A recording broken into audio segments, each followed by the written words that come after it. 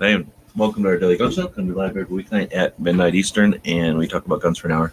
So we've got a panel discussion tonight, and we've asked for topics out there with the people that are joining us live on the YouTube side over here. But if you're watching in the future from Gunstreamer or GunTube or some other place, then feel free to use the comments to drop suggestions, and people can use them for shows in the future. But we'll just do topics from the people chatting tonight, and we've got people joining us from all across the country. We've got Angelina jumping in from California. Thanks for joining. Hello, thanks for inviting me. Got Cycle Camp from the other side of the country coming in from Connecticut. Thanks for jumping in. Hey, good evening, everybody. Pink right in the middle in Ohio. Thanks for joining.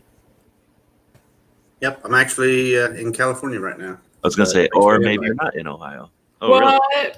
So maybe we've got something going on. And then I'm over here in Arizona. So yeah, let's start out with that. So you're already en route on your adventure? Actually, I was in Vegas yesterday and today, and I drove to California.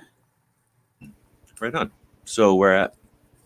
Right in the middle. I forget the name of this town, but about an hour away from the giant sequoia trees. Oh, okay. I know where you're at. So hopefully you're enjoying yourself, having a good time, and driving safe. We got a good car.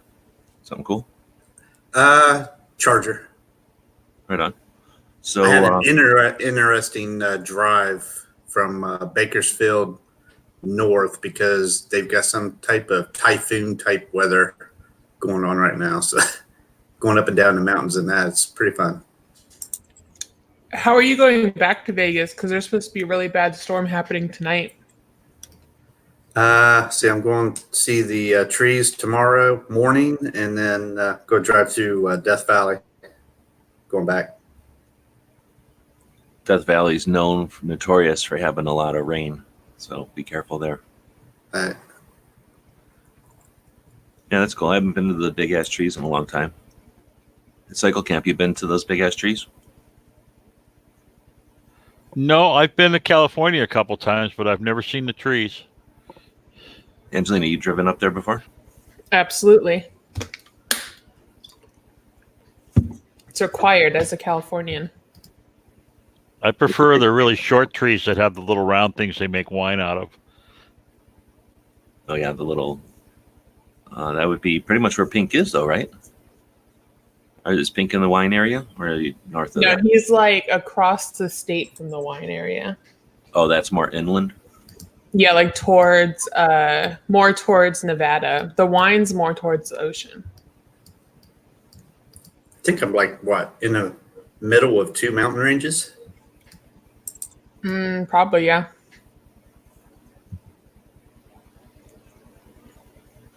HVS is saying just the highest speed burn through the desert. So yeah. Except you're not going from Barstow. You're going, he's north of there. You're going to be coming down through Pahrump and stuff, huh? I'm not sure. Just So wherever the Trail of the 100 Giants is, I'll be driving east and then like northeast going through Death Valley. All right, well, so anyway, let's start digging into some of these. I'm going to I'll start from the beginning, I guess. We got the first one that came in. It looks like it's from Roll Call. SHOT Show crud, how to avoid it. Pink, this is your 5th year? 6th year? 4th. And then Angeline, how many times you gone? It's like 4 or 5 now, I think. And then Cycle, I don't know if you've gone, but you've been to big conventions before. What are your all strategies for avoiding the, whatever you want to call it, the contagious stuff? The first couple of years, I was mouth kissing everybody. I quit doing that, though. Oh, I mean, most of the time I got that stuff on a plane. Oh, see, that's a big piece of it, too. And I think that's one of the advantages of driving. But, yeah, that's a good point. Is that, I don't know, on a plane, they must filter the air, but that's a thing. Like, you got to be in the airport. You got to be in all the Yeah, if they can't filter it at the bacterial level. I mean, really, the only thing you can do is keep a little bottle of hand sanitizer in your pocket and just lather up every now and then. And then like keep it slathered on your hands, and then hold your hands up over your face and breathe kind of across the antibiotic membrane. No, you have to do like Curly Joe and go whoop, whoop, whoop, whoop, whoop, and then smack yourself in the face. The best thing to actually do is to just slather your hands in the hand sanitizer and then light them on fire. That way it'll kill everything like right away. Yeah, what the alcohol don't kill, the fire will get, right? Yep, absolutely. And then plunge them into ice. You got all angles covered. But actually, ice is pretty gross. So anyway, then Pink, you got any strategies? You got any regime going already? Yeah, the what's those? That's Airborne's? Airborne. Yeah, I take eat the Airborne gummies for the week prior, and then when I get here, I usually pick up another bottle of Airborne gummies, and just keep chewing them all week. So do those give you some vitamin that helps you resist better, or? Yeah, it gives you vitamins and vitamin C and all kinds of stuff. But I mean, that's what I've been doing for the past 3 years, and it's helped me out. So. Yeah, generally speaking, anything that bites me dies horribly anyway. Well, the Airborne is basically a bunch of C and then 2 other things. Whatever, back in the day, I would just read the back of the label of a bunch of different Airbornes because they've got like 4 different types. Most of them are just a bunch of corn syrup and flavorings, so they're palatable or whatever. And then bunch of vitamin C and these other 2 things. So I just bought the generics, and I'll just same thing, just eat those. Be pre and then during. I don't know if they prevent, but they certainly give you a little bit of your immune system. Your system. Yeah, boost. Right? Yeah. Angeline, you got any other? Besides the lighting your hands on fire, yeah. So I take elderberry, which is like some hillbilly Appalachian, thing, remedy or whatever. I take that. Last year, I got the SHOT Show AIDS Hardcore. So, yeah. But in general, I try not to like touch anyone or touch any doorknobs, and just continually wash your hands. And remember, everyone is gross. So then HVS said earlier, coming up with fresh topics. Always hard part of the live streams may be Judge shutting down Brady every time it matters, and what's her face, amicus briefs, preventing them and their lawyers from filing briefs. So I think he's talking about the Ninth Court or the Ninth Circuit, or is he talking about something else? Yeah, the Gifford thing is the that assault weapons thing they have going on here. They filed like FPC, a local gun store, actually, BB Firearms. They're in on it too, and a couple other shooting ranges, I think, in California, to kind of stop that whole thing from happening. And I think that's raising the age to buy a rifle from 18 to 21. Isn't that thing? I don't know, but I'm vaguely aware that, or I've heard that the Ninth Circuit is getting different because of Trump or something. Like there's been some shuffling or something, or diluting. Well, they're down to 3. They're down to the conservative versus progressive count of judges is down to only 3 different. They still got us by 3, but it used to be like 11. Right, like it's not finished, and it's not like nullified, but it's certainly better than it was. Yeah, much and that's better. Creating the stagnation or it's not a sure thing when it goes to the Ninth Circuit anymore. And Ninth Circuit is the level underneath Supreme Court that is the Western states, basically the coast, and then Arizona and Nevada, I think. We're supposed to be having another, maybe, but people say it's likely that we're going to have another freedom type week here in California. I think for, quote unquote, assault weapons. So not for magazines, but for semi-autos, basically.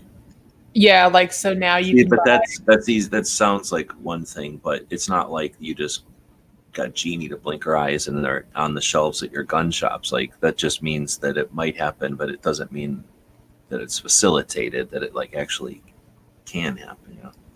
Yeah, I mean, I don't know. Who knows what the scope of it'll be and what you can buy or what's available or whatever.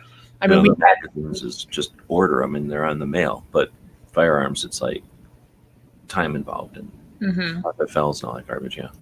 Especially with the 10-day wait. I mean, that throws a whole other loop into it because anything you get in California, you're now subject to the 10-day wait.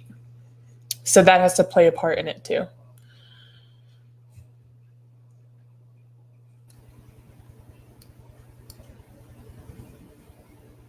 Let's see. So, a bunch of people saying hello to each other, saying that Pink's behind enemy lines. So you had to go to Vegas in order to rent a place so that you can have property there, or did you? Well, I won't get into it. So then Ghost is out there not chiming in. Then HVS. Who knows what that? Just a high-speed burn through the desert is. Everybody knows what that is. He and I aren't the only Just two. floor it? Huh? What? Floor it? Is that a death race reference or what? It's a reference, but no, not Death Race. Just a high-speed burn through the desert. Anyway, we'll leave it at that. Then Ghost is saying about the trees. Fear and loathing. Yeah, it's Fear and Loathing in Las Vegas.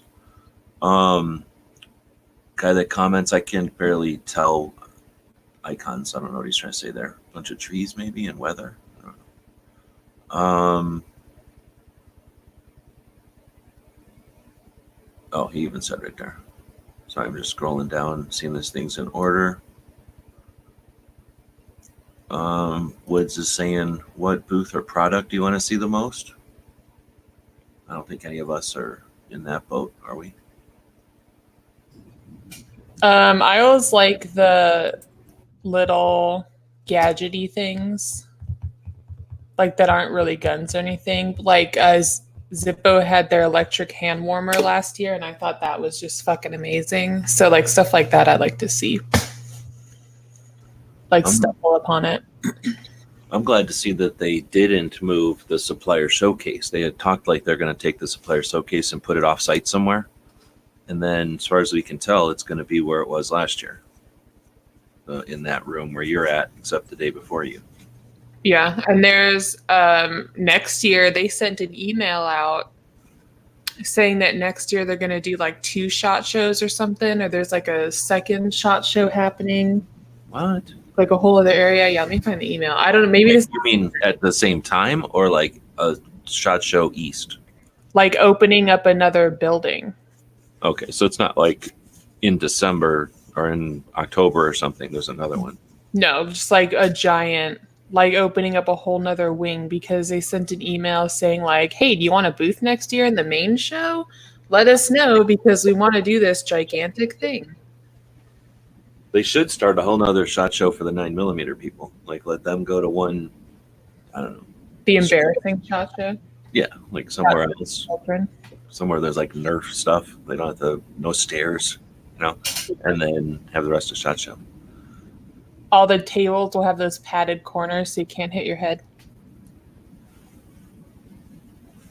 Pink, you looking forward to any specific things?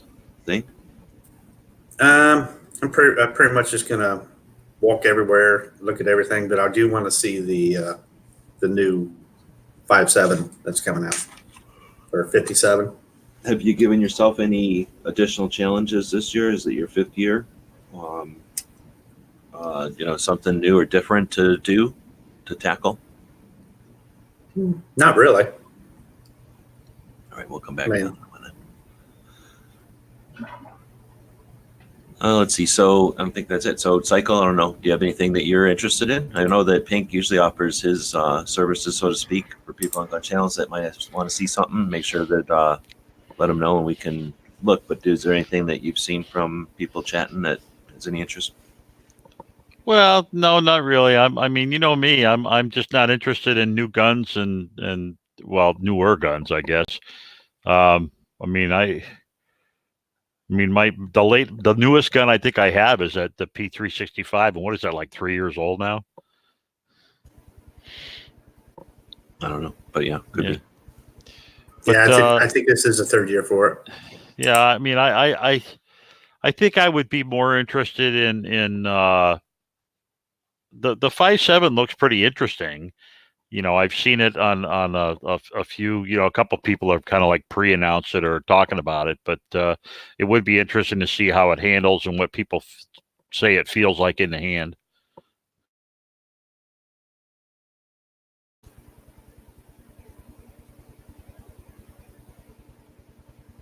All right, so I guess we'll keep moving. Woods also said Airborne was developed by a teacher. I could see that.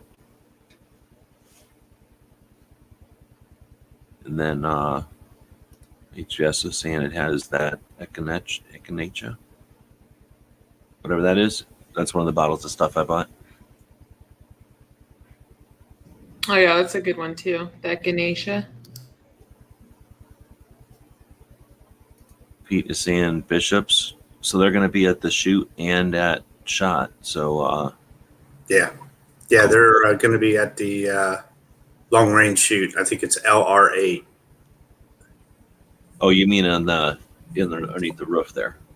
Yeah, Okay. I never have ever gone. I went in there once, but I normally never even walk up that little hill to go in there. Were they ever in Tulsa? That name sounds awful familiar. Well, they hang out on gun channels quite a bit, and they're in chats occasionally. But I don't think they've ever been to Tulsa yet.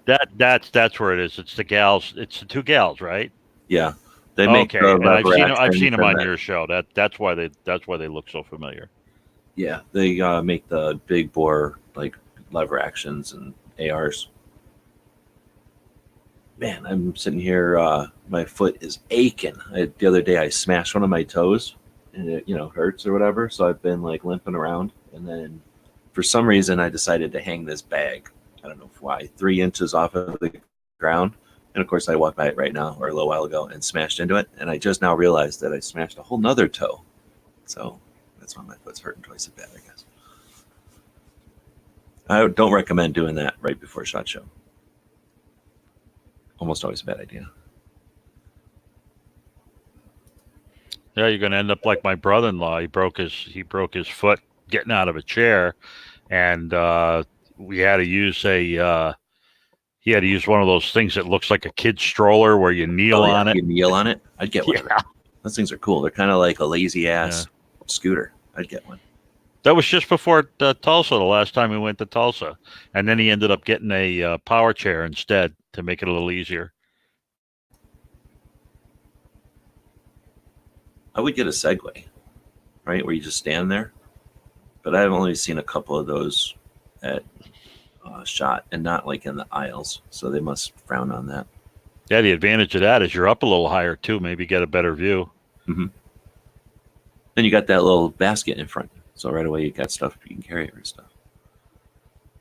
So he's saying HUS saying Top Knives will be there. Yeah, I've gone to Tops pretty much most of the years at SHOT. I've noticed them. It's because they're in the one room right at the end of an aisle, so they're in a pretty good spot. You see them, and I even bought one back in the olden days. You could, some of the booths would sell stuff at the end of SHOT, like on Friday.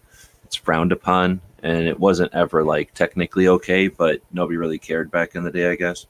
At least when I first started going. And now it's almost not even a thing. Like there's very few booths that'll sell you anything at all, ever. But back in the day, if on Friday, if they were, or whatever the last day was, if they were shutting down and you asked, you could buy a thing or two. And I bought a little knife off of one time. May or may not have bought a knife off of them, depending on when the statute of limitations runs out. But you can get a good deal. They trying to make people happy or whatever, so no shipping and pretty substantial discount. I ended up getting a little tiny knife that I carried. It was small. It was about the size of a razor blade, but it was a knife made out of real metal, and I carried it behind a Arizona flag patch. Because the patch sort of became like the Velcro there was enough Velcro around the perimeter of the thing that it stayed there with a little piece of 550, I could yank on it and it would just pop out. It's a pretty neat little knife. Let's see. Then we got a hand warmer. Sounds good for the trigger finger. I guess if you're hunting.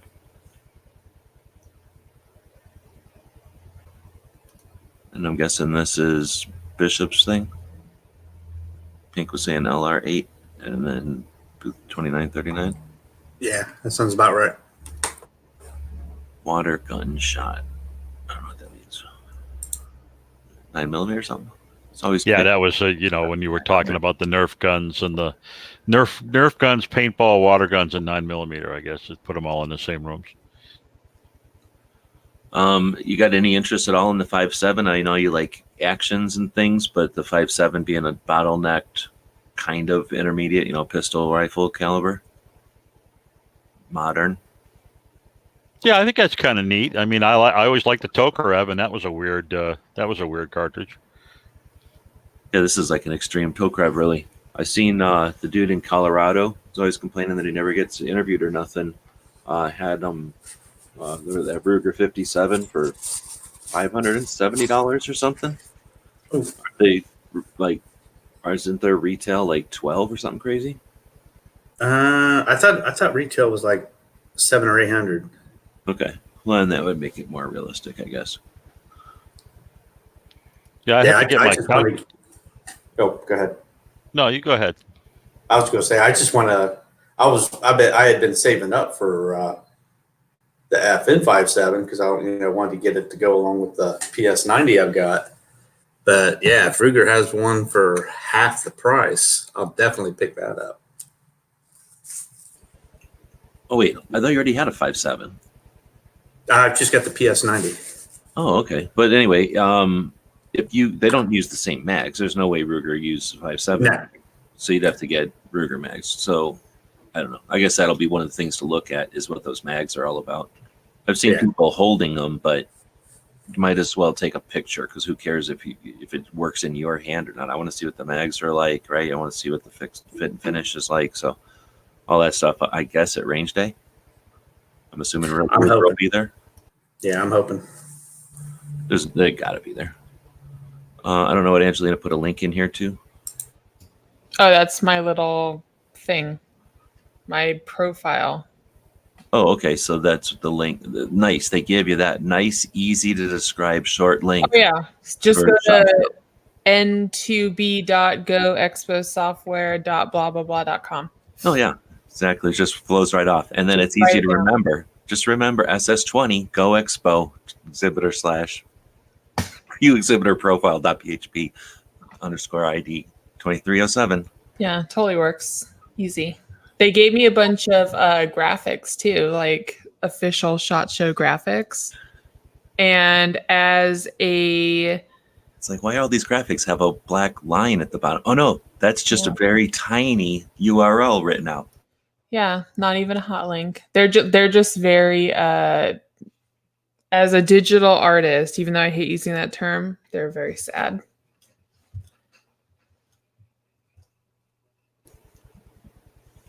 So then we got Pink says stepping up from a 22 to the 5.7.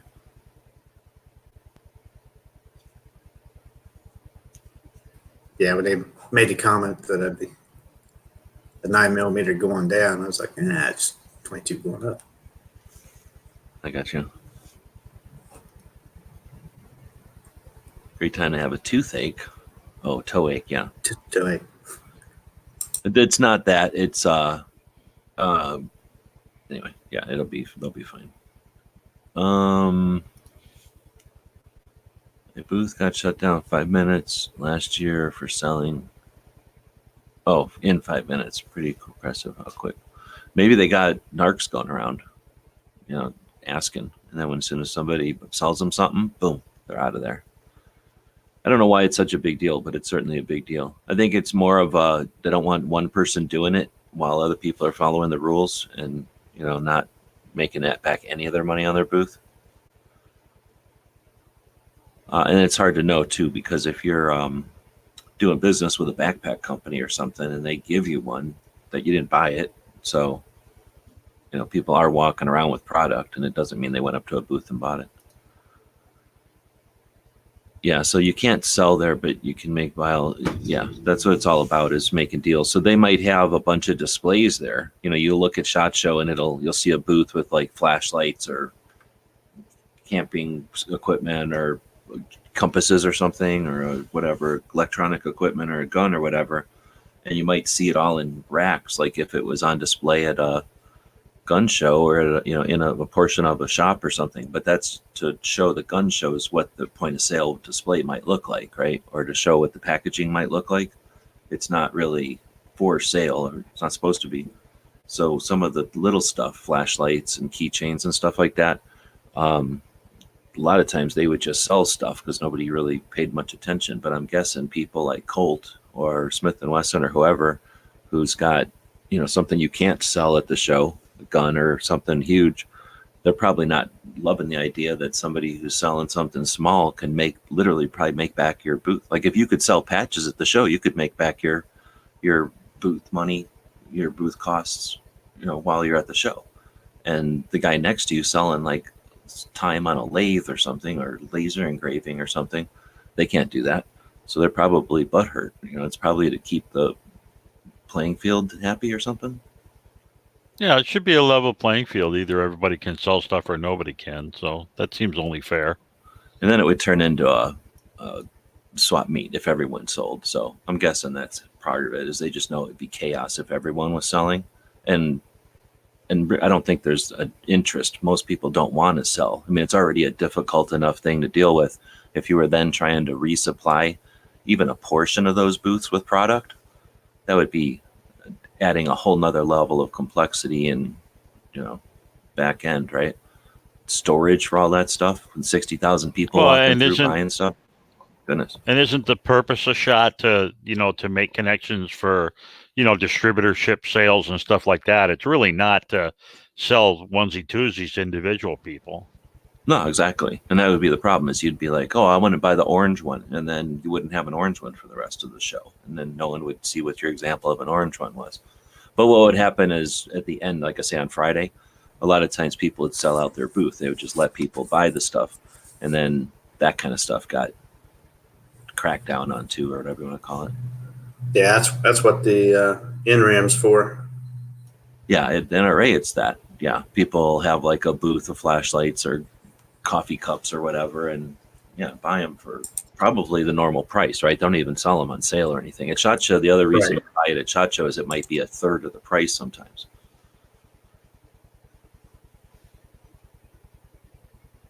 Yeah, because usually you're buying in bulk at SHOT Show.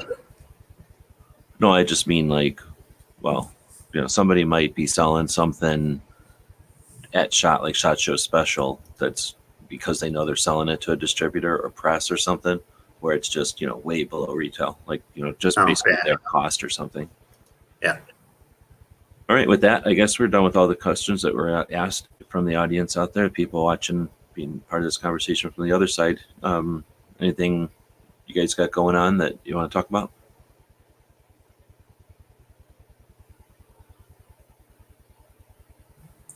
Not at the moment.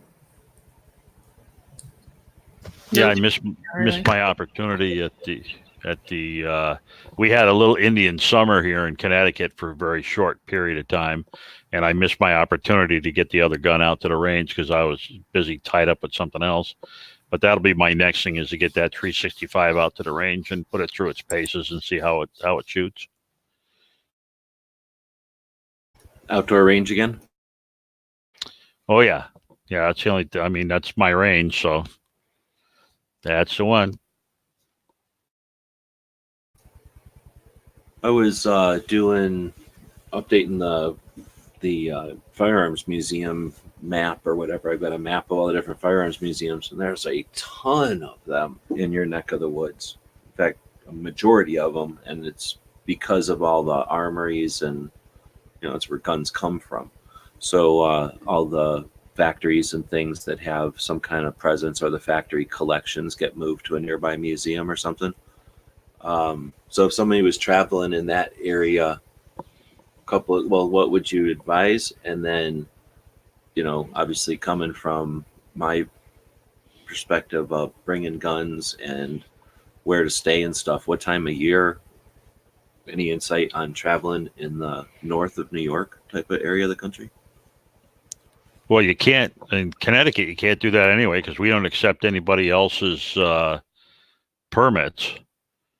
But you can have a gun, or no? You can't even have a gun. No, not without a permit. So you can't just exist in Connecticut, not carrying it, but just have it like in your car, just like in Illinois. Like you really can't. You can drive through Illinois because they can't, because of the Federal Gun Owners Protection Act, 1986. They can't stop you from driving through Illinois anymore with a gun as long as you comply, or New York, I guess. But you don't have a right to stop in New York at like just the side of the road and hang out with a gun in your car. Technically, you're not allowed to own a gun in New York without permits and stuff. So you're saying it's like that in Connecticut too. You can't. Oh, absolutely, yeah. Yeah, that's lame. So yeah, you can't. I mean, you can't even stay at a hotel. You know, you can't. You gotta. But luckily, our state's so freaking small. It's not that big a deal. You should be able to stay at a hotel if you. No. You can't do that. If you're buying a hotel, it's not property that's yours and all that. You still have. Oh no. As an out-of-state person, you do. Nope, can't do that. Oh, that's crazy. Yeah. So then, how big is Connecticut? Where's the next gun-friendly-ish state near it? Oh, right above us, from not Massachusetts, but Vermont. So you can get from Connecticut. You can go through Connecticut and Massachusetts and get to Vermont in about 2 hours or so, hour and a half, 2 hours. So it's not very long. So somebody could base themselves in Vermont or Maine is cool or no?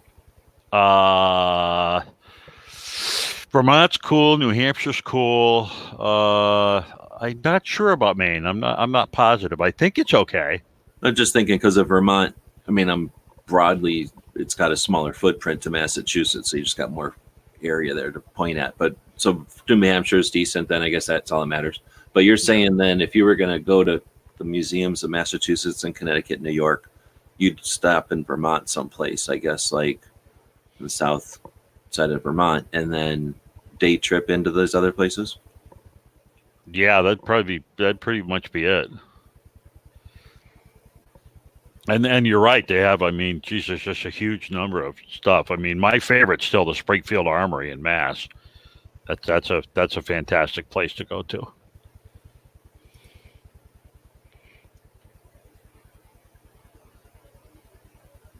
And I don't know where the Colt collection is now. I mean, you know, they took his factory and turned it into like condos and stuff. So I'm not exactly sure what they're doing with the rest of it.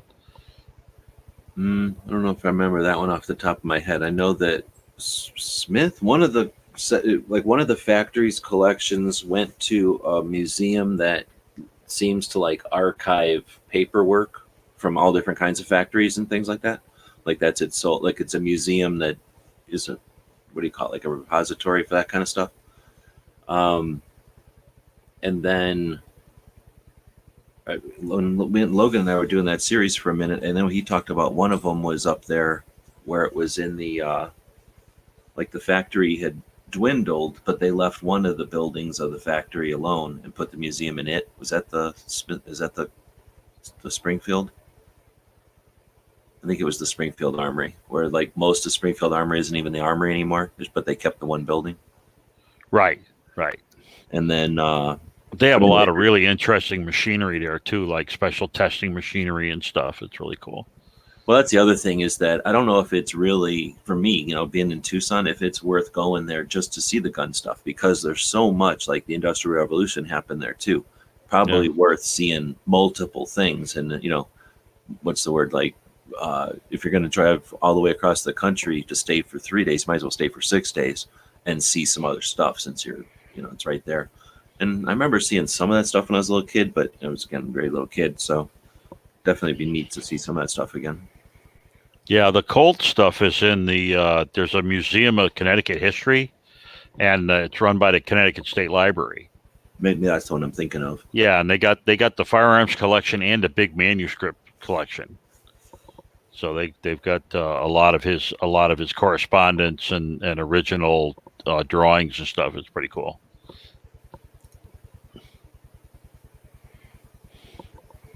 But It's- everywhere, I mean, in Connecticut, you had Savage and you know, all kinds of people, guys, especially New Britain area before they became the tool making people. They were the gun making people.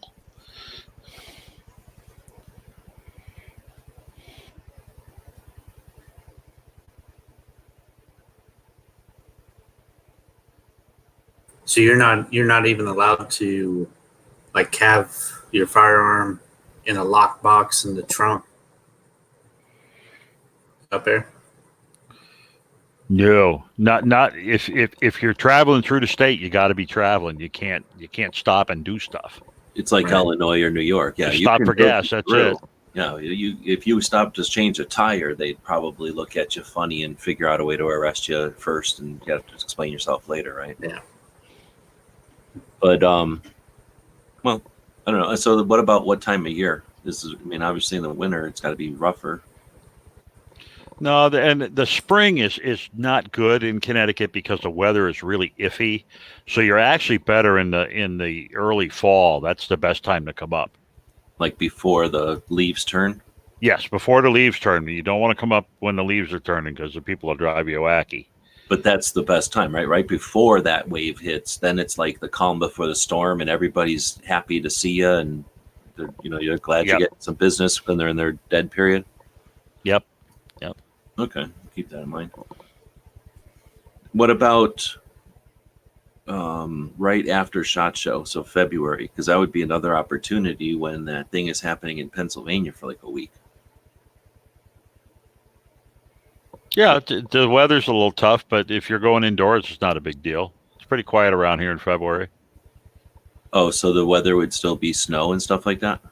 Oh yeah, typically. But right now, there's nothing on the ground, so you know. Well, just in general. So when does weather clear up in that part of the country? Not until mid to late April. Okay. Is there like a horrible weather time, like miserable weather, hot weather, or anything like that? Bugs or anything? Oh yeah, yeah. We got them. Well, you know, we got the killer mosquitoes that, you know, with the triple E, and I think they got a new neurovirus you can get from them now too. So they got all kinds of new stuff, and that's in the that's in the heat of the August September time frame. Not good. But that's good to know, so that it's not worth going in the heat, because then you got to deal with that kind of crap. Yeah, I don't even like being here then.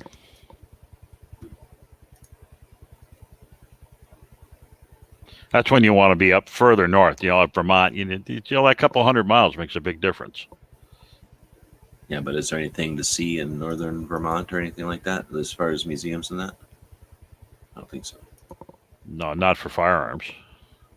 But I'm always finding them, and I like I said, I just updated. I had been posting the museums that I visited, and then a couple I knew about, but then I found a couple of sources that had a pretty decent list of museums, so I went through and I guess put them all into my Google map. But I'm missing. I guess I could screen share it here instead of just talking about it. I'm missing, or it seems to be that there's gaps. There happens not to be any museums in the Northwest. So let me try if I can talk and type at the same time here. Really? I mean, like Washington State and stuff? Yeah, at least as far as, like I say, when I'm looking at Wow. whatever resources I was looking at. So if I do this and this and this and then Yeah, you would think Oregon and Washington State would have all kinds of stuff. and that's the thing. Now a museum with guns in it, sure, I'm sure it has to be, right, but actual museums dedicated to firearms, I haven't found any. So a couple of things. I went in. I'm going to zoom in on this so it can be. Oops, that's the wrong one. Not this one. Hopefully that's easier to see. I went through and relisted them, not the order that I found them, but the order that they were created. So this top list is just a bunch of the ones that I visited in the order that they were created, and then down here I've got this map. So let's see if I can just open this in its own window or something. There we go. So this just, you can go to Google and create a Google map, and I just did that, and if it'll ever open. So that's pretty much the distribution of them. The green ones are the ones I have not yet visited. The blue ones are the ones I have visited. And like I say, I'm seeing a big void up here. And the north, I guess I can understand. And the west, there's just gaps because we don't have a lot of population out here. But I would have thought I would see something around. So let's take a look at them. We've got,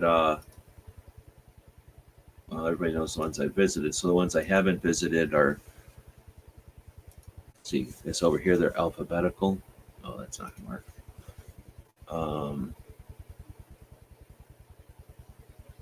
Can't figure out a good place to zoom. I should turn that map into something less complicated and more, just a solid colors for the states or something. All that stuff is getting distracting. But if we zoom out to here, you can see there's like 2 or 3 in Massachusetts, a couple of 3 or 5 in Connecticut, and then even a few in New York. 1 up in Maine, and then a couple up here in Vermont. Fort Chickarauga. If you say Ticonderoga, yeah. Yeah, okay, thanks. I know I've heard that before. Yeah. And Well, then- and in New York, you'd certainly expect something in the Ilion area. is that up here? No, that's in New York State someplace. Yeah, that's in the middle of New York. That's the Remington Arms. Yeah, yeah. And then, but down here in the city, they got the Metropolitan Museum of Art, must have something on display. And then something called Morristown is in New Jersey. This is Pennsylvania Long Rifle Museum. Got West Point, which is across the street from Bannerman. The National Shooting Sports isn't really a museum. It's just the National Shooting Sports. So I guess it's not technically a museum, but you got something called Wadsworth Atheneum Museum. Atheneum? Atheneum. I've never seen guns at the Atheneum. I've been there a few times. And then In fact, I just performed there a couple of months ago. you got your Colt collection at Yeah. Connecticut History Museum you were talking about.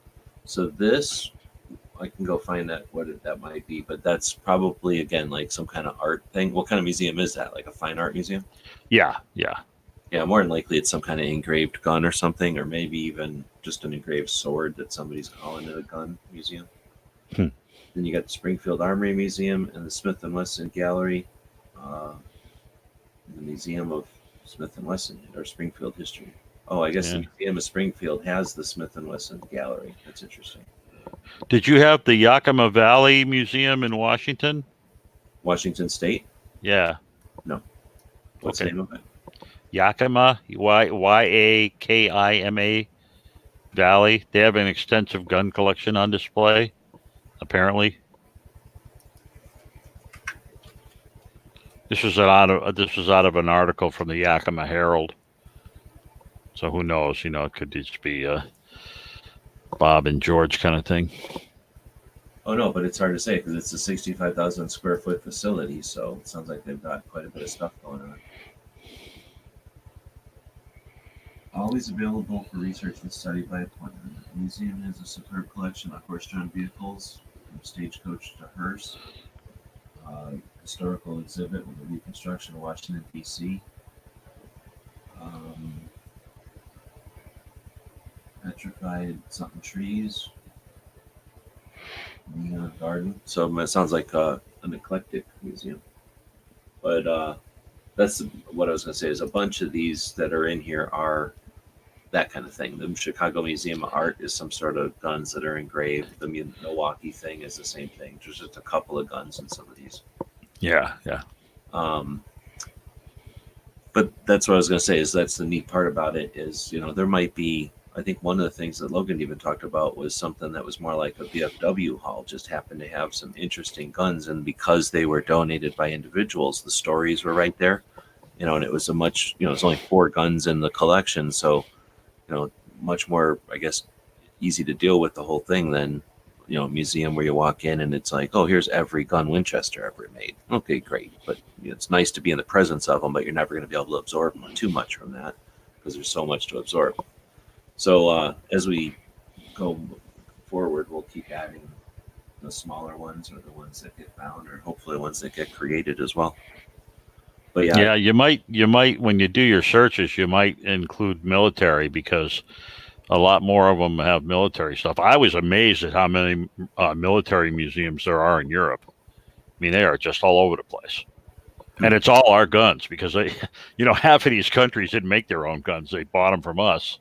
Yeah, I mean, they're really archiving history, and we got the same thing, I guess, to some extent. For a while, we were buying guns, and we still buy some stuff, I suppose. But yeah, a lot of these, especially the ones by DC, are. This one's the Marine Corps one. Been to Aberdeen, which is the Navy one, and then the Army has one somewhere over here too. Oh, the Army one is in Georgia, actually. Or yeah, Alabama, wherever the hell this is. That's the National Infantry Museum. But the thing is, if you like Fort Huachuca out here, do I have that one in here? See, I don't even have that one in here. But Fort Huachuca is military intelligence and signal and that kind of thing. They fly drones out there. So it's like signal corps and that kind of thing in intelligence. And they have a museum there on the fort that is really cool. Let's see. It'll be over here somewhere. And it's just it's not on anybody's list because even though there's guns there, there's only like 8 guns. There's really not that many, but it's certainly a neat museum because it's got all this wool and leather and cotton from the the Indian Wars and stuff. So that stuff doesn't last. A lot of that hasn't survived, and I don't want to drive all the way to Smithsonian to see that stuff. So I'm sure as I discover more and more of these museums, even though they won't be technically focused only on guns, they'll count and they'll get stuck in here. No, I mean, if they have a decent collection, that's one thing. Like at Willow Rock, they got a really good Colt collection there. Yeah, Willow Rock is almost an exception. That's a massive. Yeah. But if you have a museum that has a collection of that size, then it's certainly worth listening, even though they do other stuff. And I think I have all those. I hope I don't. I hope there's more, but I think I do have all of those in the map already. Because, like I said, I spent a day basically looking for sources, and I think I've got everything I could find easily. But you can see a bunch of them, all the green ones here, the ones I haven't been to, and a bunch of them are over here. So I'd have to home base in like Pennsylvania or I guess Vermont or something and spend some time over there. Plus, I just like to go. Some of the other things that are interesting, like the battlefields or some of these museums or collections aren't where the actual factory was. Going to the factory is different. And even if it's something different now, just go into the valley, what's the name of that valley that all the guns were made in? You got me. There's a name for the valley here where all the the power back in the day was water, so all the factories for everything metal was around rivers. So whatever the name of that river valley is where all the guns kind of came from. Well, in Connecticut, it was the Connecticut River Valley. Okay, so the Connecticut River Valley. It would just be neat to go there. If I was there, it was when I was a little kid and I didn't realize where I was standing. So that would be just kind of neat to be there again or whatever. But anyway, so that's talking a little bit about, I guess, future. Now, did you include Gettysburg in there? No, because that's getting into Civil War stuff. And like I've told you, I have my thing about Civil War. But again, if I included Civil War stuff, almost I think every single Civil War battlefield I ever been to has guns. I mean, that's part of the visitor center is guns. Yeah, that's what I was saying. I mean, that was the reason I wanted to go back again, because it was just amazing, the sophistication of the arms. This one in Chickamauga is just south of Chattanooga, Tennessee. I guess it's technically in Georgia, but whatever. It's like just out of Tennessee or Chattanooga. And this place is a Civil War battlefield. It's just a bunch of fields like all of them. But this has a guy who started a collection in the 1920s and gave it to Georgia, I guess. I don't know. He gave it to somebody. And now it's at this battlefield. And that's like an extraordinary one. So I did have this one in here because I'd been to it, and every list of firearms museums has that one because it's got like 2,000 guns. It's a pretty substantial museum, but that's unique. So that's the one Civil War battlefield I have in here. But holy moly, there's got to be. I mean, I've been to Appomattox. That one might not have had a gun, but there's a lot to do there. So I might be not. I in the little building there wasn't a gun, but there was like 8 other things to do there, probably, or a dozen other things to do there. And then I guess I'd count Revolutionary War stuff also. So stuff like what's the name of the place? Is that this Colonial Williamsburg? Is that the one where they have the reenactments of olden days stuff? Yeah, that's one of the places. Yeah.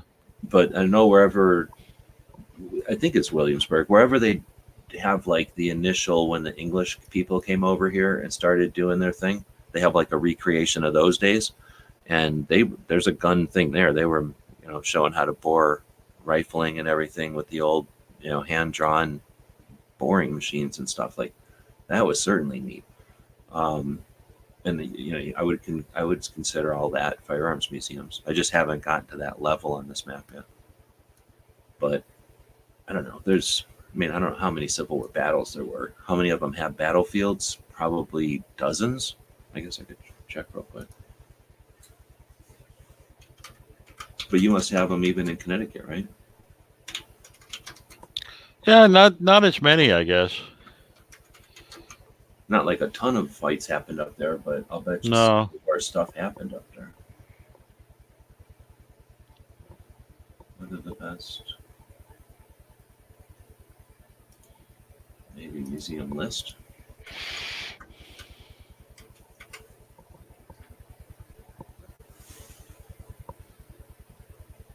List of Civil War Discovery Trail sites. What the hell's a Discovery Trail? I guess that's discovering the history of the Civil War. So if this is correct, it looks like, oh yeah, you only got one thing. What the hell? You guys sit out the Civil War? All you got is the Manfield House. I feel like you guys didn't even participate. But that's what I expected to see, like dozens in each state, right? And I don't know how many of these are going to have an actual, well, I typed in museum, so if these are all museums, like look at Georgia, you'd go nuts just in Georgia trying to visit. You couldn't visit all those museums.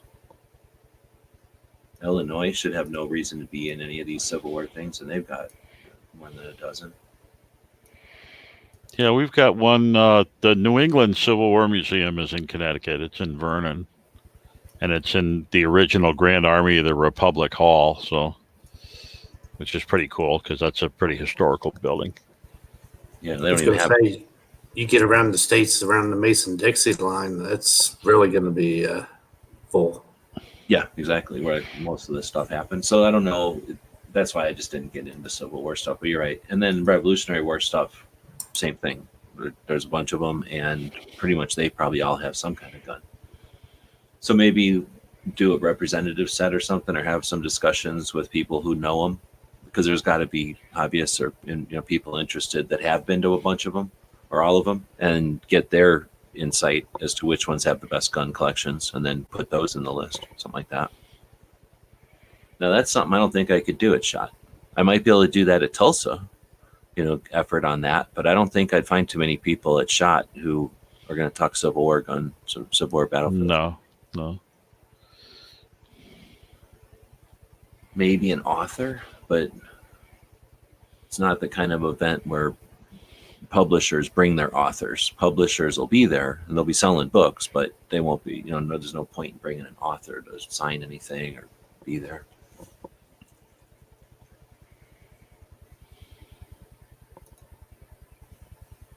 All right, well, we've managed to ramble for an hour here. There's no obligation, and for not having a long conversation, conversation that's not stopping, we don't need to keep it going artificially. So thanks for Cycle for jumping in, and feel free to stay in, chat with Pink a little bit here.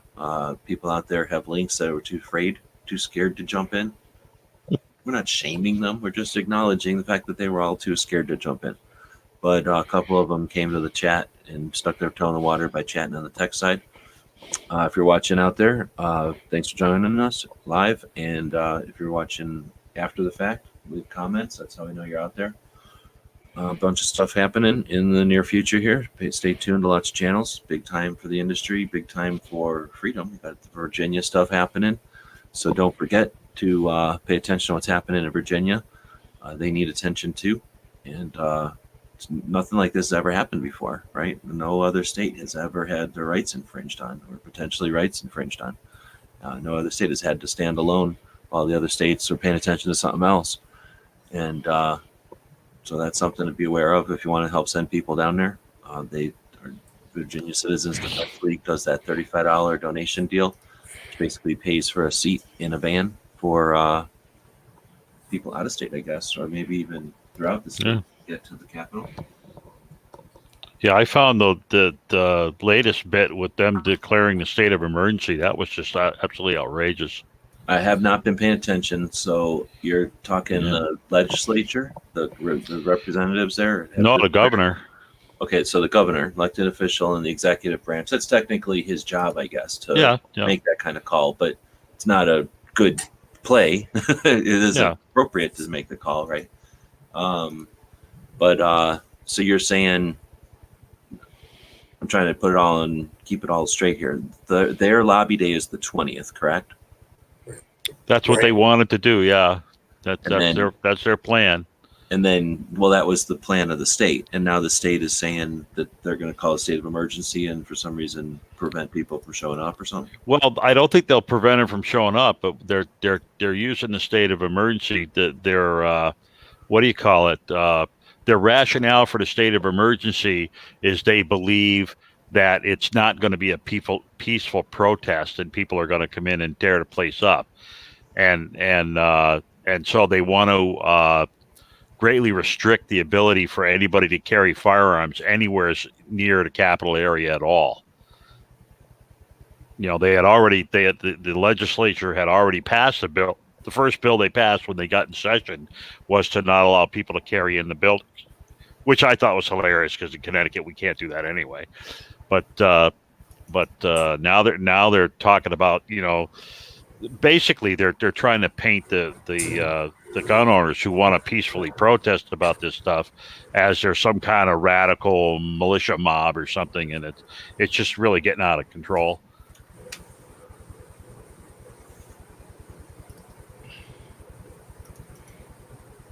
Now, you had to fly, right, Pink? I have.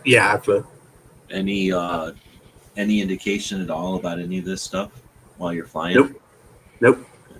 I ask people that I know who aren't gun people, and they looked at me funny when I asked them about Virginia.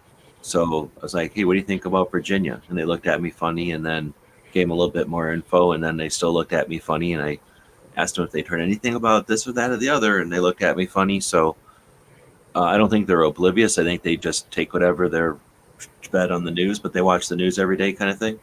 But yeah, I'm not sure. It'll be, I don't know. It's getting. I'm glad that it's all. I'm not glad that it's happening, but I'm glad that awareness. It seems like Virginia is gonna. I don't want to keep saying this. I've said this many times already. I remember saying this fucking about Washington State, but it seems like when a state gets stepped on that hasn't been stepped on recently or at all, it squeaks and people all turn their heads, and hopefully this will get people riled up. But again, I'm not trying to exploit or profit off of the bullshit. It would be great if the bullshit didn't happen, but the bullshit can only not happen when they know there's consequences for their actions. So the only way we can teach them for the next time and teach them what they've been doing is wrong is to let Virginia, or watch and see if Virginia, I guess, can teach them that. From your perspective, what do you think the outcome is, or what do you think the likelihood of the outcome is going to be? Or can you make that call, Cycle? Me or Cycle? I don't know. Are you watching it all, Pink? I mean, I guess I'm assuming. Yeah, kind of. I mean, I did see a story where you had the one neo-Nazi from Canada was going to be there, and I think the FBI got him, and I think that was one of the groups that their governor was pretty much pinpointing on, as far as, saying that there was going to be trouble at the rally.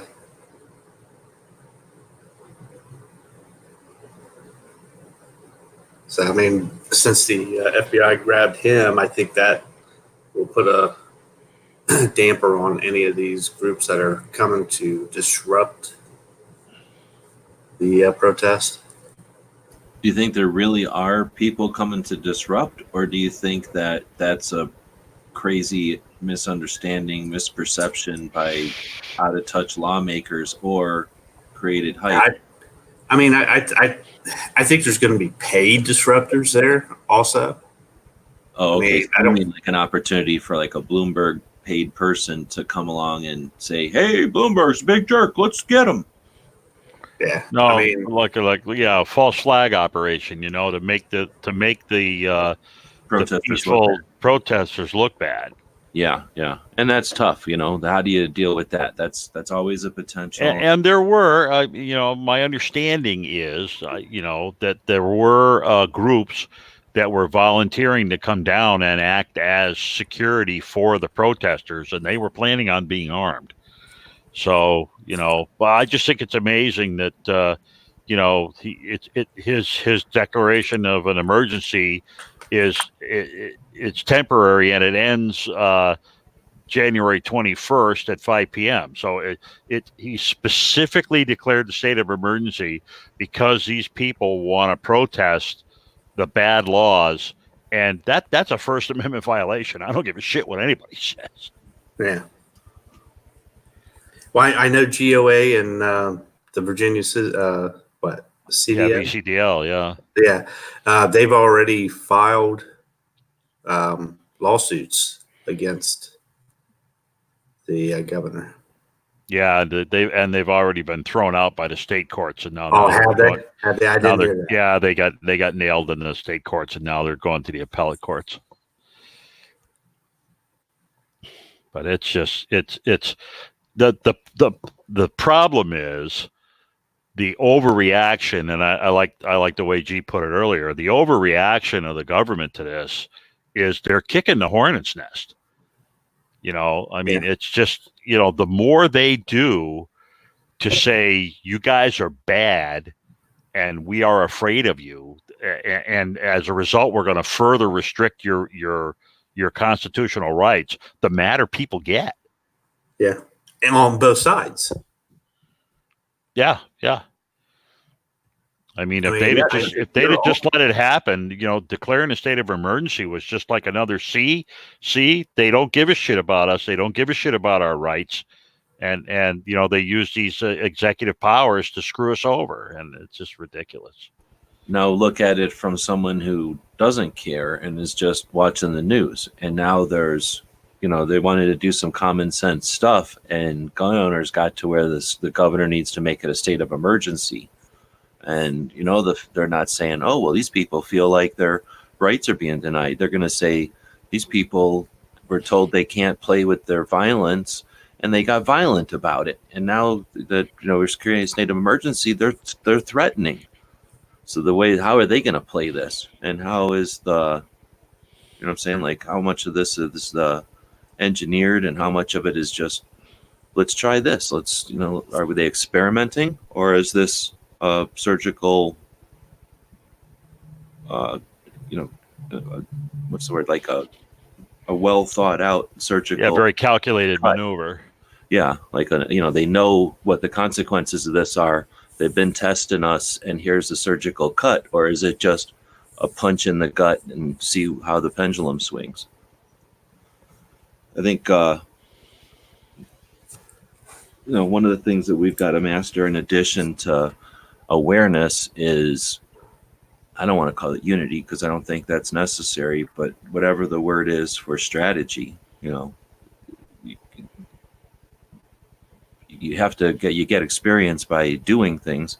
If something's new, who do you turn to for the guidance or the coaching on how to deal with a new type of attack? So they're not well coordinated as much as they're all being paid for by the same person. So they're all coming from the same thing. Strategy is possible for them. They understand how people work. Anybody can understand how people work if you pay attention to it. And, with that set of skills and the resources, they might be playing a longer game here and have I don't know. It'll be curious to see, but there's not much we can do as individuals other than effort to get people aware and active, and then have discussions about what their consequences of all these things are. Right? Yeah, I mean, you gotta look at it like the civil rights protests of the '60s. Those people were not armed, and they got the shit kicked out of them in a few situations, but it made the government look even worse. That they were beating up on unarmed protesters, and the difference is, the Second Amendment people are like, "Hey, I have the right to carry a firearm, and I'm not going to let that shit happen to me." So, now what do you do? I mean, I have the same problem every time I go up to my capital because, I'm not allowed to have firearms. I have to go through a metal detector every time I go to the legislative office building, and the state cops are very sympathetic, but it's like, hey, man, that's the law. That's the way it goes. Well, it's interesting that you brought that up because I always immediately look at something try to look at it from different angles. And when you brought up the idea of the civil rights fights, your example is true or whatever, but then that's not the only example. Let's talk about Watts and the march on the California State House. I don't know if that's the Black Panthers or not, but a certainly armed populace went to the state and with firearms peacefully and said, "You got to look at the cops." And they didn't like the way that they were told, "You got to look at the cops," and they created all the gun laws, and then those gun laws spread to the national level in different states. Like all the gun laws come from a bunch of individuals walking up to the state house armed peacefully, and the overreaction by a bunch of racist fucks. It's my show, I can say that. California racist fucks said, "Hey, we don't like these people and the fact that they're armed," and they created all the gun laws, and then those gun laws have been mimicked. But up until people walked on a state house armed peacefully, none of that shit was even an issue. So are we about to see that again? Because now it's cool to be racist against if you're a bunch of old white guys with guns. That's just the same as back in the 60s being a bunch of different population segment armed peacefully. Yeah, and we still do that. I mean, we still have rallies in Connecticut where we go up to the state capitol and we're carrying, because it's okay to carry on Capitol grounds. It's just not okay to carry in the buildings. They weren't afraid of you. They didn't have a political motivation to do nothing about it. In 1960 something in California, I'm talking about after Watts riots. Right. Yeah. Right. The dudes walked up into the state capitol of California and said, "Stop this. This has got to end." And they were armed and they were peaceful. It's just very similar to that Brady thing that happened, or the Bundy Ranch thing, whatever it was called, the thing that happened in Nevada recently, where a bunch of armed people didn't do nothing. That says a lot. But you have to, again, we got consequences of that. Nothing happened in the recent one, but again, there was no fear there. The racists in California were super scared of a bunch of black people with guns walking into the state capitol peacefully, and they reacted. Now they've engineered this system where they're afraid of the gun owners. It doesn't matter the color now. Now it's just the fact that they're gun owners. That makes them racist violence, right?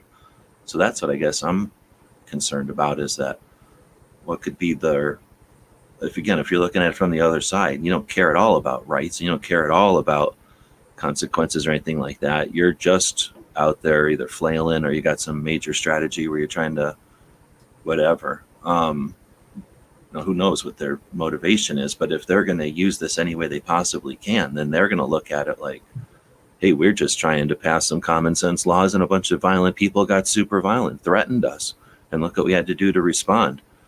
I don't know, I just never thought about the similarities, I guess, or the parallels to those California march on the Capitol, because that's basically what they're turning this into. A bunch of people should be voicing their opinions, and it's turned into an armed rally, which is a nice way of saying armed march on the Capitol. I have a feeling that the majority of the people are going to listen to the BCDL and not bring their firearms. Okay, well, that would be cool. that would definitely be a consequence. I wasn't even thinking. Yeah, if Yeah, everyone and they shows up, then it's totally different. Yeah. and they had already asked people to not like dress up in paramilitary dress and with camo and all that crap. They wanted to give the impression that it was a well considered look. We're just demonstrated for our rights here, and that's why the overreaction by the government is so bad, because now it makes people say, well, then screw these guys. I tried to take the high road. I was going to come without my firearm. I was going to come, in a business casual attire or whatever. And look what they're saying about us, and look what they're doing to us. And it really is. And eventually you got, I hate to say it, you eventually got to get to the point where you say, look, I have to make my point, and if I can't make my point any other way, then I'm going to do what I feel I need to do and let them arrest me. Well, I mean, I think we'll get a stronger message across if we go there, take a few black eyes, and not get arrested. Then, yeah, instead of having people go there that are, purposely trying to get arrested while being armed. Going down in flames, like getting arrested for out of principle or something. Yeah, that's a difficult challenge, because I'm not going to discourage somebody from going nuts. If you want to flame out, flame out. But are you doing it alone? Are you doing it for fame or something? Are you doing it for your ego? Or are you doing it for the cause? Kamikazes, that's a thing. We don't use them because it's shitty strategy or whatever, but kamikazes didn't just drop on the first target opportunity. That's a valuable resource you're extinguishing on a target. So if you're going to burn out, is this the place to burn out? It's a dumb strategy, it seems like, all around. So I don't think you get much mileage out of that effort either, just from the pragmatic sense of it. But on the other, I mean, again, I'll refer back to the 60s. Well, I was just going to say, on the other end, what they're going to gain by saying that a bunch of armed people came and they got arrested because they were there illegally, what kind of optics does that offer? And you might be burning out because you got great ambitions or great ideas, but if you burn out and that becomes ammo for the other side, you've basically hurt your brothers and sisters on the way that you burned out, then you're not just you're a dupe. But go ahead. Right. I was going to say, it's a look at all the activists during the civil rights movement that got jailed over and over and over again. And it was because, and again, it was because they were doing stuff that was illegal, but it was only illegal because they passed emergency measures at the last minute saying, no, you can't march today. No, you can't have your say. And they finally said, we're not going to put up with this shit anymore, and we are going to have our say. And if we go to jail because of it, that's the way it goes. I'm not saying bring guns with you. I'm just saying eventually you got to get to the point where you've got to make the case that the government is restricting your rights, and you refuse to tolerate that anymore. Yeah, definitely. And if you draw, and there's got to be some amount of, I don't know if there's been discussion, I'm just not aware of it, but there's got to be some, I don't know, whatever decision as to where that's going to be. Because if you keep waiting and you take 3 steps back before you draw the line, then the other side figures out that they can push you 3 steps back. And as soon as you walk 2 forward again, they're going to push you 3 steps back. And guess what? They're winning. You haven't won nothing if you go with that strategy for any length of time, right? So sometime you got to look at where you're drawing this damn line. And you don't want to be a hair trigger where every time they say anything, you're pulling all resources available. But I think we're losing it to attrition at some point in the long run. And the other side doesn't even have to be strategic about it. They don't have to have some kind of omniscient awareness. They just have to keep doing. The rain doesn't know it's eroding a rock, but it erodes the rock, right? The rock figures it out and puts a piece of metal on top of it, or hides underneath some other rock, or the rock gets dissolved. So it doesn't matter if the rain is deliberate, or if somebody's shooting a high pressure hose at you, or if it's just raining randomly. You're either we're eroding or we're not. So I definitely don't want to get misunderstood. People love to misunderstand when we're having these discussions, but I'm all about standing up, and I'm beyond just saying let's stand up. I'm saying, when are we going to realize that if, like I keep saying, if we take 3 steps back and they figure that out, they're never going to let us take more than 2 steps forward ever, and in the long run we lose. So we need to start being the house and figuring out that we need to put that line down more often and sooner, so that we take 3 steps forward, they push us 2 back. We take 3 steps forward, they push us 2 back, and that's the compromise. Because right now the compromise is we're taking 3 and only gaining 2, and then losing 3 and losing 2, gaining 2. They're winning in the long run.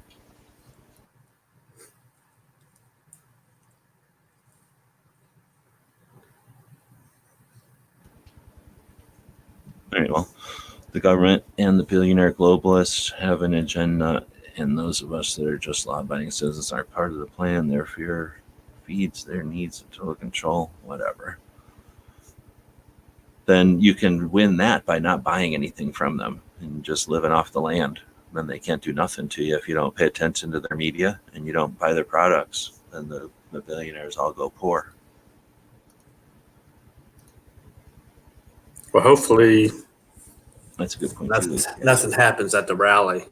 That it goes off. They get their message across and everything without a hitch. Because I keep thinking about the Kent State shootings. Whenever I see something like this going on.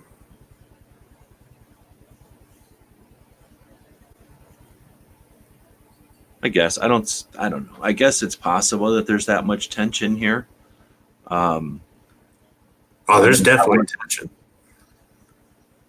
Yeah, but I don't know I don't know enough about Kent State and the fever or whatever, the freak, the how much hype there was going into that. If that was just business as usual and all of a sudden this thing happened, that was before my time. So all I can do is listen to the news about it. Yeah. This doesn't seem like there's that much hype. Like I say, if this was like top of the news everywhere, every talk show, everybody was aware of it, and every wacko with a hair trigger was on their way, and we didn't know what the hell kind of chaos, Mad Max stuff was about to happen at the state capitol of Virginia, and there'd be the tension between the pro-freedom side and the gun prohibitionists would all just be laughing, because there'd be us trying to censor ourselves and divide ourselves and control ourselves and not being aware of what's happening, and then they could just sit back and laugh. But I think that is an exaggeration, right? Like, people will show up or whatever, but the people that are going to take the time to show up aren't going to be the wackos, I don't think, for this. Or am I misunderstanding, or am I misperceiving? Like, do you think that the people that are going to show up are going to be the crazies? I think the crazies just talk on the internet. I don't think they're going to actually show up. I mean, there's a chance, but I'm worried about what the governor's side, is going to do, and what Bloomberg's, Antifa buddies and everything are going to do. Okay, well, that's totally a wild card, yeah. And what somebody gets like, hey, you know how I can become infamous? That kind of thing, I guess. Right. That still requires somebody to go crazy and decide that this is the perfect opportunity, and I guess it potential, but it doesn't happen every single time there's an event or anything. So, was there an interim period during the Civil War where people moved to their side, or what seems the urban versus rural counties? I don't know what that means. I don't know what roll call means by we won't get anywhere if we use our resources. I hope we go somewhere if we're using our resources. I know we won't go anywhere if we don't use our resources. We would not go anywhere. When a train of abuses and usurpations pursuing inevitably the same object invents a design to reduce them under despotism. What the hell words are those? He wants a tip because of his fancy words. Yeah, nobody talks about Virginia outside the 2A. And that's what I don't know. I can't say that I have 100% scope, but I'm not seeing it come up very often. And I don't listen to enough radio. What I'm hearing on the radio is the stuff going to the Senate? Is the impeachment going to the Senate? That's all I hear on NPR. Yeah.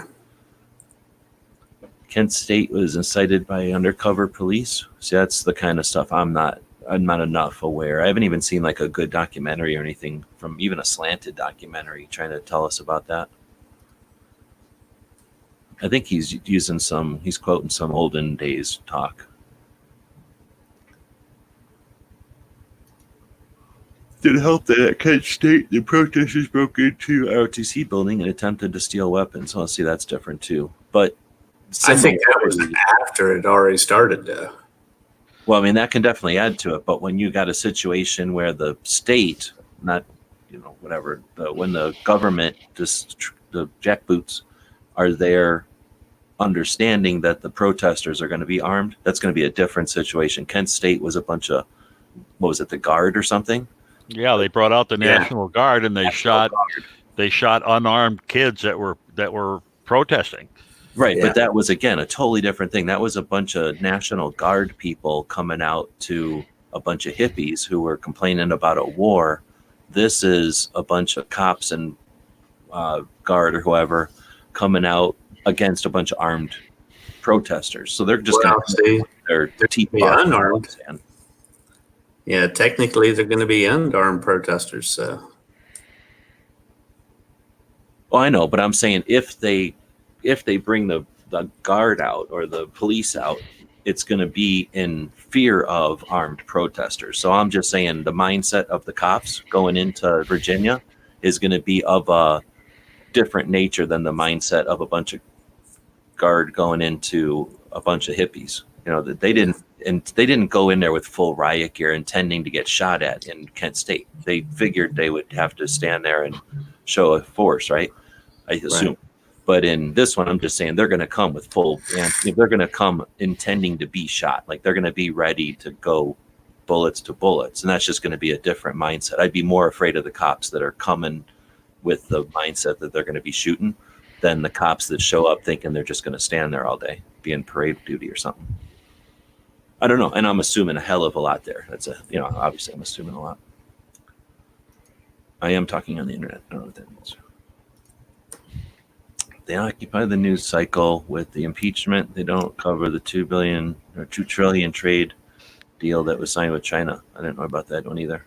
Anybody know about $2 trillion trade deal? I saw something on it. That was it. What's the deal?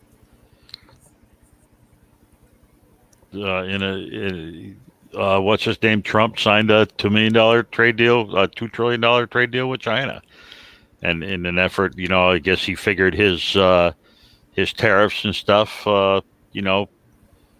seemed to work, and they were willing to make some accommodations, and so he signed a trade deal with them, which basically shows that his strategy was sound and it made a lot of sense. And even though it did cause some disruptions, but no one wants to talk about that, like he said, because it's impeachment.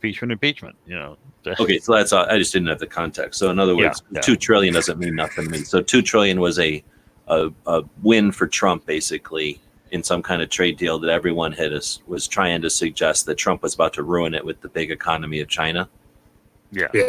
But instead, it resolved to something where we're going to still be able to still be in business with China, and they don't want to talk about it because it would be a win for Trump. So instead, they're going to keep acting like him not appealing with their decision to impeach him out of nowhere was impeachable. Yeah. Like, the fact that he refused. Well, I don't care. Oh, the fact that you don't care is interfering with us, interfering with you unnecessarily. So we're impeaching you for that. Right. And they can't even say that easier. They don't want to say that any easier, so they don't. But it's from the Declaration of Independence. Nobody reads that thing, dude. The crazy words in there. They're trying to impress people with them words. We have new trade deals with China, Japan, Korea, Mexico, and Canada. It's almost everyone. Okay. It's everyone that counts.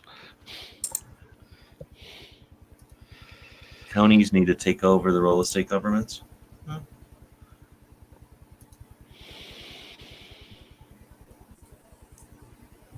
Government put agitators in the middle of protesters. They want to discredit, I guess. Yeah, make them look bad. You can, that anybody, any actor could put any actor in there. So suggesting that it's the government suggests that you have some insight that no one else has, and why should we assume that? Like, that's just. That's a good point. Yeah. So yeah, an actor, but that's why we all have to take everything with a grain of salt, right, and get past being duped by stuff. Well, yeah, and that's why you get out of the 24-hour news cycle and you let things settle. I mean, I found that, now that I don't watch the news and I don't get the paper and I wait, every time this weird shit happens, I see the flashes that come across social media and Facebook and all that stuff. But I usually wait a day or two and wait for more reasoned minds to get together and say, well, what the hell really happened? Oh man, that sounds kind of neat. Two things just happened neat in this chat towards the end here when we already said we were going to end it. One is, what if there was a news show that only was a week after, so that it gave some time to actually appreciate what happened? And then they maybe evaluated both the news, but then the expiration date of the other coverage. So it could both critique and illuminate the bullshit coverage that the others are doing, and then give a version of the news that's a week old, right? You know what I'm saying? So that it's got a week. Yeah, wouldn't it be great to say, oh, well, here's what all the headlines said, and now it's 5 days later, and this is what we understand to have really happened. Exactly. And here's what's going on. So now this is what you could, and that would be good for business and just people's stress levels. But think about the people that react business wise, like, oh, that happened. Let me react with a purchase decision or whatever. And then you find out a week later that was bullshit advice. Yeah, well, that's what I do in social media. There's a couple of social media outlets that do that kind of thing. They say, here's what the headlines were, but this is what really happened. And those, I wait for that stuff to come out now. Oh, dang it. Somebody already came up with that? I thought I had a good idea. Okay, and then the other one is a guy that comments is saying, can we give credits to civilians since they die in armed conflicts too? # collateral damage day. That's interesting. I don't think I've ever heard of that. I have all the military holidays, and they're all, you can't even imagine how many military holidays there are. You can be a friend of a military guy and there's a holiday for you. But yeah, I don't think I've ever heard of a collateral damage. And literally think about every single thing. Everything that happens, there's collateral damage potentially. So it would be a neat day to reflect on all the people that are affected that don't get. That just got caught in the middle. They just wanted to go to work every day and earn their money and take care of their families, and instead they get caught in these conflicts. Yeah, or like, oh, the police did such and such, and now there's no water, so now my business went under. Or like the criminal did such and such, and in reaction, the water was taken away, and now my business is out of it. And nobody talks about that because it was all about the criminal and the victim and everything. But yeah, that's a great idea. I don't know if anybody's ever petitioned that. On the other hand, how many effing days do we need? But got 300 of them, and we got some dumb ones, so we could definitely slide that in there, I think. Still. Pelosi tried to cork Trump's trade deal. She's doing that. That's the bad thing about Cork, is that he gives ammunition to Pelosi like that. I don't know what he's thinking. What's the deal? I thought Trump was already impeached, yet they're still yapping about it. Well, the deal is that other things happened, and evidently he didn't fail interacting with China, so they need to bring up the fact that it's not over and blah blah blah. Remember, technically he is blah blah blah, right?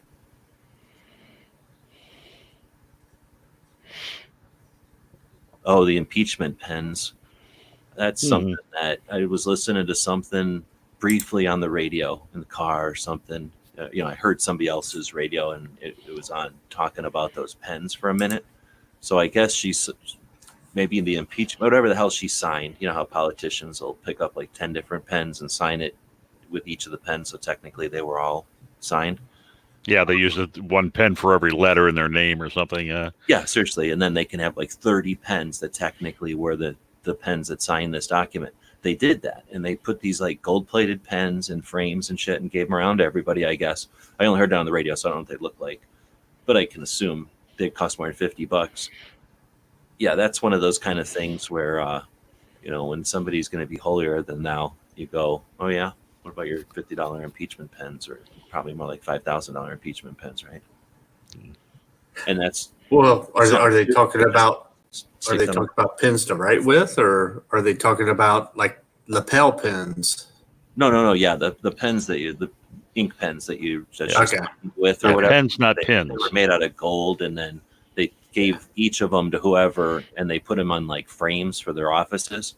It's just that it's like, okay, so you just bought this gold pen, and I guess it's a free country, so if you're going to smash a bunch of gold into a pen to your right, and if you're going to go buy one of them stupid ass pens, go for it. While there's people starving and while blah blah blah, every other issue you've ever complained about still exists, but you're going to go buy a gold fucking pen. But then you're going to stick it behind glass on the fucking wall. Like, you're not even going to use the pen. You're not going to send it around to museums or some shit. Like, you know what I'm saying? It's like, here's my Trump hate pen that, like, could have probably funded an orphanage or a bunch of things someplace for somebody. Instead, I'm going to cram a bunch of gold on my wall because I hate Trump so bad. Yeah, it's probably brass plated anyway. Well, but still the concept, right? And then 16 years from now, when nobody remembers to hate Trump or whatever, because I'm sure somebody did the same thing with something they did to Reagan. Or remember that? Who was that judge that they tried to get rid of during Reagan or Bush or somebody? Like, people hate politicians ultimately for like 15 minutes and then forget about them. So it's just one of those things. It just struck me as like funny that they're bitching about these pens or complaining. Actually, they were saying how cool it was that these pens, because Trump is so horrible, blah blah. And the contradiction there, like, is ironic. Is that the word? Like, you're just such a dumbass. Like, 5 minutes from now, you're going to be bitching about some other inequality and how rich people are, blah blah blah, ignoring your $50 pen on the wall, or your $500 pen on the wall. Anyway, it's just another thing. With that, let's end it because we've been going for an hour and a half. And Cycle probably thought he was going to get out of here half an hour ago. But yeah, thanks everybody for joining in. Bunch of different people. I'm using the what is this thing called? The Duck. So I can show off some of the people that are out there today. That'll be there forever now, since it's on a YouTube video. It'll never go down. So 600 years from now in the future, somebody will be on some like AI history project for school, and they'll see everybody's names pop up on this video. So thanks for joining us. We'll be back same time tomorrow. Yep. Thanks.